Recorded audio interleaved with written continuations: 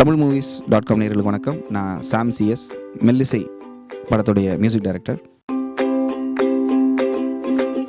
Actually நான் சின்ன வயசுலேருந்து எனக்கு மியூசிக் ரொம்ப இன்ட்ரெஸ்ட். ஆனால் ஒரு மியூசிக் டைரக்டர் ஆகணும், இல்லைனா மியூசிக் ஃபீல்டில் வரணும் அப்படிங்கிற ஒரு ஆம்பிஷனோ இல்லை ஒரு அந்த மாதிரிலாம் எதுவுமே கிடையாது. நார்மலாக வழக்கமான படிச்சுட்டு இருக்கும்போது டாக்டர் ஆகணும், இன்ஜினியர் ஆகணும், அந்த மாதிரி போவாங்க இல்லையா, அந்த மாதிரி தான் நான் ஐடியில் இருந்தேன். ஆக்சுவலி ஒரு ஃபஸ்ட்டில் சின்ன வயசுலேருந்தே கொஞ்சம் மியூசிக்கில் இன்ட்ரெஸ்ட் இருக்கிறதுனால சின்னதாக கற்றுக்கிட்டே இருந்துகிட்டு இருந்தோம்.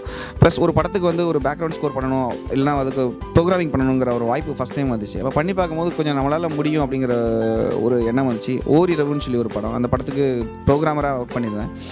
ஸோ நம்மளால் இதை பண்ண முடியும்னு என்றைக்கு தோணுச்சோ அன்னையிலேருந்து சரி ஓகே இதையே நம்ம ஃபுல்லாக பண்ண என்னன்னு தோணி அதுக்கப்புறம் தான் நான் ஃபுல் அண்ட் ஃபுல் மியூசிக்கில் நான் வந்தேன். ஆக்சுவலி மெல்லிசை என்னுடைய முதல் படம். நான் மியூசிக் டைரக்டராக லான்ச் ஆகிற என்னோடய ஃபஸ்ட்டு படம் இது. ஆனால் இதுக்கு முன்னால் ஒரு 10க்கும் மேற்பட்ட படங்களில் நான் பேக்ரவுண்ட் ஸ்கோர் ஒர்க் பண்ணியிருக்கேன், கீபோர்ட் ப்ரோக்ராம் ஒர்க் பண்ணியிருக்கேன். அதில் குறிப்பிட்டு சொல்லணுன்னா ஆங்கிற ஒரு ஹாரர் மூவி, அம்புலின்னு ஒரு படம், அப்புறம் நிறைய மியூசிக் டைரக்டர்ஸ்க்கு பேக்ரவுண்டாக நிறைய படங்கள் நான் ஒர்க் பண்ணி கொடுத்துருக்குறேன். ஸோ நான் மியூசிக் டைரக்டர் லான்ச் ஆகிறது இதுதான் ஃபஸ்ட்டு ஃபிலிம். எனக்கு இப்போ இந்த படம் பண்ணுறதுக்கு அதுலேருந்து கற்றுக்கிட்ட விஷயங்கள் நிறையா இருக்குது. அது எதை பண்ணணும், எதை பண்ணக்கூடாதுங்கிறது கற்றுக்கிட்டது இந்த ப்ரோக்ராமராக இல்லை வேறு கம்போசர்கிட்ட கற்றுக்கிட்ட நாலேஜஸ் நிறையா இருக்குது. ஸோ அதெல்லாம் நான் இதில் என்னோடய இன்புட்டாக நான் போட்டு பண்ணியிருக்கேன். ஸோ என்னோடய லைஃப் நான் மெல்லிசை வரைக்கும் வந்ததுன்னு பார்த்தீங்கன்னா இதுக்கு மேலே கீபோர்ட் ப்ரோக்ராமராகவும் ப்ளஸ் பேக்ரவுண்ட் ஸ்கோர் பண்ணிகிட்டு இருந்திருக்கேன். அவ்வளோதான். மெல்லிசை இது ஒரு மிகப்பெரிய மியூசிக் டைரக்டர் ஆக்சுவலி அவங்க கமிட் பண்ணி வச்சுருந்தாங்க. அதை தாண்டி இண்டஸ்ட்ரியில் இருக்கிற மிகப்பெரிய 2-3 மியூசிக் டைரக்டர்ஸ் பண்ணுறதுக்கு ரெடியாக இருந்த ஒரு படம் இது. ஏன்னா ஒரு மியூசிக்கலான படம் இது.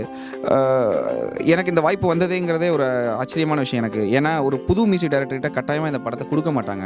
ஏன்னா ஒரு ஆடியன்ஸுக்கு பார்த்திங்கன்னா அதை சாட்டிஸ்ஃபை பண்ணுற மாதிரி அவங்களுக்கு சாங்ஸாக இருக்கட்டும், பிஜிஎம்மாக இருக்கட்டும், இந்த படத்தோட பிஜிஎம்மாக இருக்கட்டும், அவங்கள சாட்டிஸ்ஃபை பண்ணணும்னா கட்டாயமாக அனுபவம் வாய்ந்த ஒரு மிகப்பெரிய மியூசிக் டைரக்டரால் மட்டும்தான் இதை பண்ண முடியும்னு இருந்துச்சு.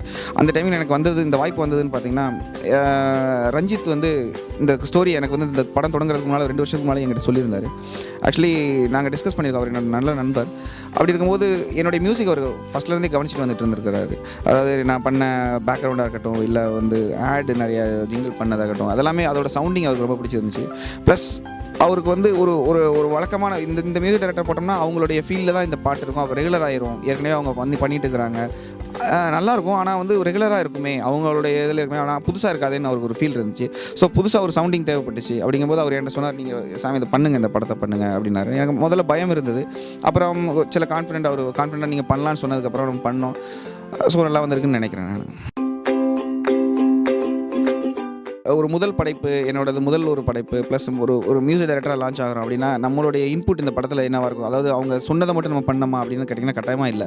ஏன் அப்படின்னா ரஞ்சித் ஆக்சுவலி நான் சொன்ன மாதிரி ஃப்ரெண்டுங்கிறதுனால ஒரு ஸ்பேஸ் இருந்துச்சு, என்ன டிசைட் பண்ணலாம், இப்போ இந்த இடத்துல பாட்டு வேணுமா வேண்டாமா. ஏன்னா இந்த படத்தில் எந்த பாடல்களுமே பார்த்திங்கன்னா வேணும்னே இந்த இடத்துல வைக்கணும் அப்படிங்கிறதுக்காகலாம் எங்கேயுமே வைக்கல.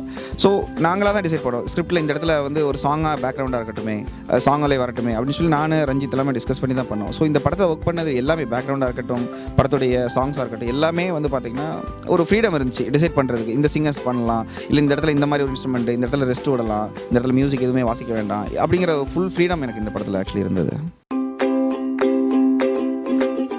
இப்போ எனக்கு ஆடியோ லான்ச் வந்ததுலேருந்து பார்த்திங்கன்னா நிறைய படங்கள் எனக்கு வந்திருக்கு. ரொம்ப நல்ல பெரிய படங்களாகவே எனக்கு வந்திருக்கு. எதுக்குமே இன்னும் பேர் வைக்கல ஆக்சுவலி. ஆனால் இப்போ நான் பண்ணிகிட்டு இருக்கிறதுல பார்த்திங்கன்னா மாகாப்பா ஆனந்த் நடிக்கிற ஒரு படம் இருக்குது, தீபாவளி துப்பாக்கின்னு ஒரு படம். ஆக்சுவலி அது கொஞ்சம் கமர்ஷியலான படம். ஆனால் அதோட மியூசிக்கல் வேல்யூவும் பார்த்திங்கன்னா இந்த மேக்ஸிமம் மெல்லிசை மாதிரியே தான் இருக்கும். ஏன் அப்படின்னா சிங்கர்ஸாக இருக்கட்டும், ப்ரொடக்ஷன் வேல்யூவாக இருக்கட்டும், ஸ்ட்ரிங்ஸ் அரேஞ்ச்மெண்ட்ஸாக இருக்கட்டும், இந்த மாதிரி எல்லாமே லைவ் இன்ஸ்ட்ருமெண்ட்ஸ் யூஸ் பண்ணுறதுல எல்லாத்துலேயுமே பார்த்திங்கன்னா இந்த படம் மாதிரியே தான் இருக்கும். ஸோ எனக்கு அந்த படம் ஆனால் கமர்ஷியலாக இருக்கும், அது கொஞ்சம் கமர்ஷியல் ஃபிலிம்.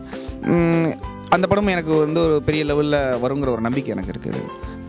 அதை தாண்டி நான் ஒரு 5 தமிழ் படமும் ஒரு மலையாள படமும் இப்போதைக்கு நான் சைன் பண்ணியிருக்கிறேன்.